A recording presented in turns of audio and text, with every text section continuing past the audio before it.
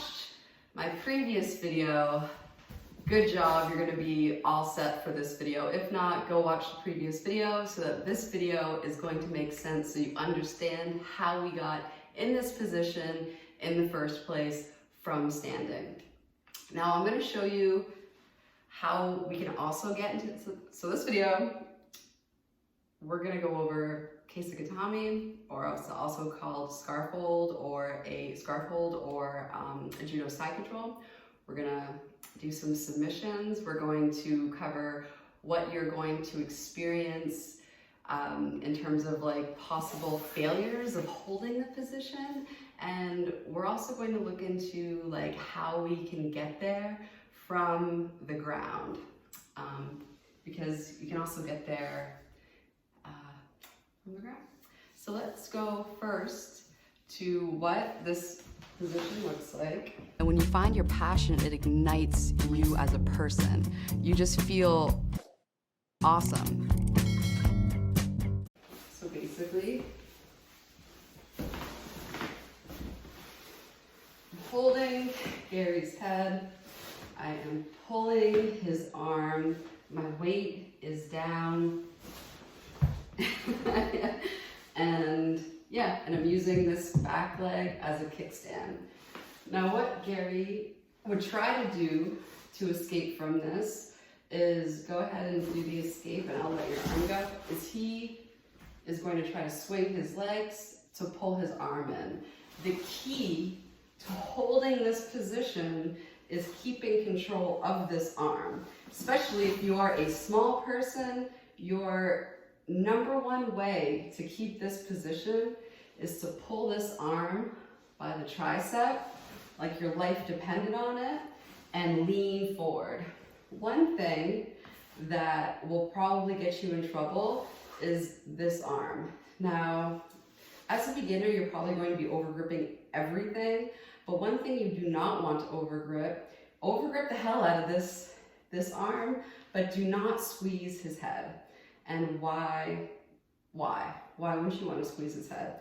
If I squeeze his head and I'm fully committed to my right arm being under him, he could very easily roll me this way. This happened to me just the other night by like an underbelt. I was like, what just happened here? So like this, and make sure you keep this hand ready to post.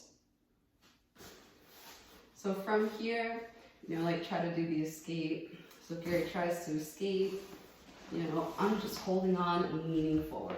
Now this is what happens if you don't lean forward. So if I'm standing up nice and tall, not leaning forward like this, if I'm tall, do the escape. And then do the one where you throw your leg and sit up. All day, that's going to happen. Especially if you're smaller, going against a bigger person, like you have to make sure your positioning is on point. You are not going to be able to make it up with extra weight, unless you're small and you have a huge head. In that case, even in that case, you want that head pointing that way. So again, keep this arm like it owes you money. Cradle the head very softly. You're not committed to the head because you want to be able to post out in this direction because you might be going that way as well. And one thing that they may do is they may curl their head backward on the mat to try to trap your arm, so just be mindful of that. So you always want to keep this hand mobile. You want to make sure that you're leaning forward so that they're not able to sit up and move you backwards. So you're actively pulling, you're actively leaning forward, and your legs are in this position. And you want to be able to move with them. So they're not just going to be sitting here, right? They're going to be actively throwing their legs. So throw your legs and try to pull your arm out. So they're going to be actively pulling. So you're going to want to be mobile and follow them throughout the mat. Like when you're small, going up against a bigger person, space, if you're trying to maintain a position, space is not your friend. If you're trying to, let's say, do an arm bar or maintain a dominant position, space is not your friend. If you're trying to escape, making space is your friend. So for example, if I were to loosely hold this arm, he would so easily be able to rip that out. Like it wouldn't even be, he wouldn't even have to try. But if you eliminate space and make sure that you're actively pulling and leaning forward, then that's going to be your friend. Now from this position, there's some pretty cool submissions. So for example, you have a Kimura. So I could put his hand between my leg and pull up. There's an arm bar where I could put his hand between my leg, and I'm using my bottom leg to basically create like a stability lever here to elevate his arm while my top leg is coming down to apply pressure, right? And then there's also an Americana from here as well. So one of the interesting things too is the pattern that you'll find throughout Jiu-Jitsu with Americana, Kimura, and armbar is typically if you're going for one, they will, like for example, if you're trying to go for an Americana, they will straighten their arm and give you a type of armbar. If they're trying to put their arm downward to escape an armbar, they're going to give you a Kimura. So you're going to see that pattern in other side controls as well. So just keep that in mind. Like the defense for one opens you up for an attack for another attack, right? And another way that you can get to this position, this is extremely useful, especially if you are just beginning Jiu-Jitsu and you're just starting to roll. So if you sit over here, if you are just starting to roll, you know, you're going to start a roll like this. One thing that you can do is you can do like a little Osotogari from your knees by basically just stepping to the side in a 45-degree angle and driving his head down. That's one way that you could do a technique that we learned in the previous video from your knees, especially if you're a beginner, that's super useful. So if I were to do that type of move by just cupping the back of his neck, grabbing his arm, and stepping this way as I'm forcing his head this way to the ground, I would then end up in this position. And then you could do the different techniques that we just learned. In addition, I find I also end up in this type of position from passing half guard. So let's say, you know, you are a beginner and you're starting a roll and you go to pass their guard, and what sometimes happens is if you want to start out like we're about getting ready to roll. So for like this, one thing that you could do is you can just go for an over-under hug and drive forward. And then once you drive forward, this is going to put you in half guard. We're getting serious.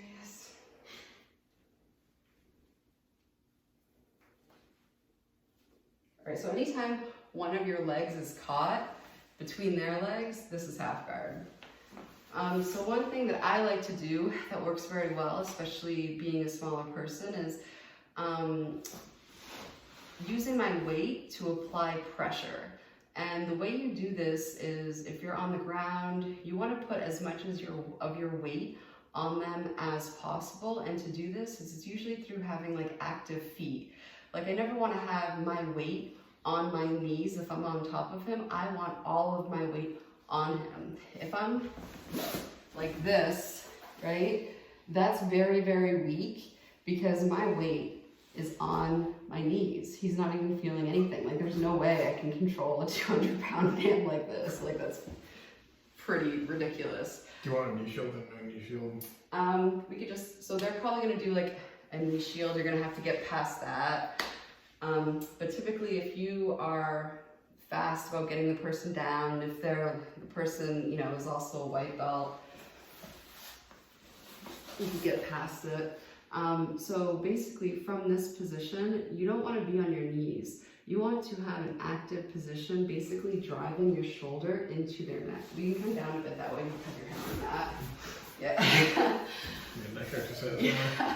So basically from here, I'll have a deep underhook, right? I won't be here, I'll be here, and I'll take my head and I'll basically tripod up and drive my shoulder into Gary. Now, this is a much different position for him than this.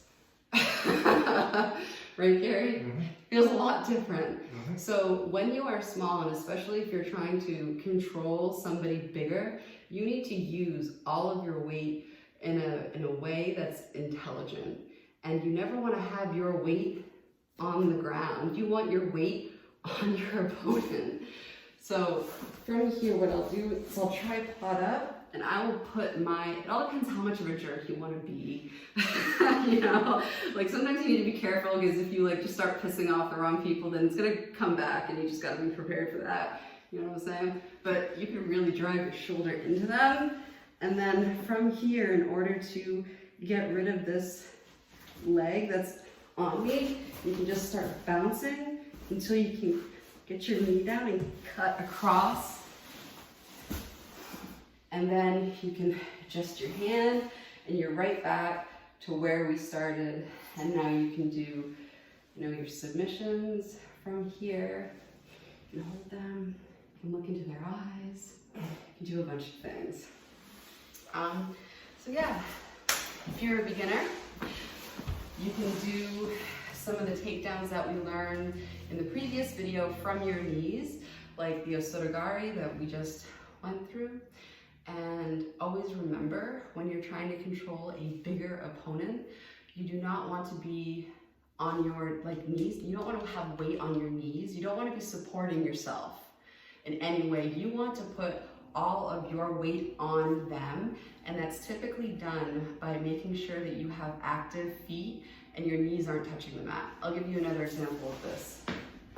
Let's say, for example, we started your knees, and I did like a little snap down, or maybe Gary's trying to go for a double and I sprawled, right? So beginners, you'll see them like this. And what's wrong with this? We just went over it. My weight is on my knees. Especially if you're a smaller person, you want them to carry all of your weight. So you want to have active legs and active feet. So this is inactive feet. Technically, if you're sprawling, you would want your feet like this. That way, when they push forward, you'll be sliding along. But if you want to have a good top control and start doing stuff and just put your weight on them and maybe you're trying to get your knee in here to then take the back, you want to make sure that you have your weight on them. So, here's another example of that happening. In this case, you could have one leg out and then this one would be flat. That way they could drive you backwards. And your foot wouldn't be stopping into the mat, which would then allow you to be propped up, which would then give them the opportunity to go for a single leg dump, for example. So that's sprawling. So that's just something to keep in mind. Even if you are, for example, you have them as a side control, right? I don't want to have all of this space, like that's a lot of space. I want to make sure that I'm close to him and then I'm kind of, squeezing him. And even from this type of side control, you can do the shoulder thing where you come in and just bury your shoulder into their neck, kind of like the same position that we were in previously when I was trying to pass his half guard and I was in that a tripod position, putting my weight into their neck. This is another good side control where you can apply that type of pressure. And again, if you start rolling like this, don't cry when you get the pressure back, because you'll get the pressure back. And also when you start applying pressure to people, they can react in different ways. If they're a new white belt, they'll start to get squirmier, and sometimes that's even to your detriment, because then they're harder to control when they're squirming around like that because they're reacting to the pressure.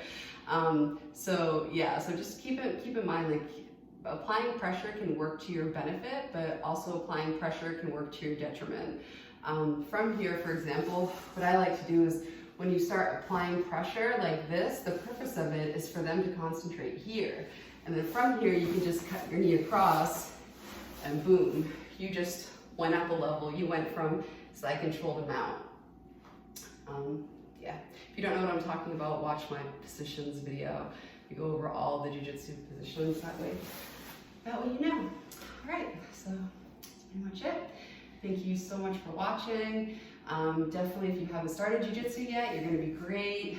You're watching these videos, that's like a good start. You're gonna know so much more than a lot of people going in for their first day, because I definitely didn't have all of this information before going in for my first day.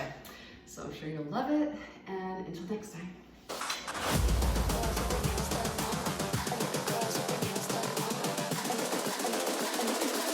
I think the girls with their nails done now.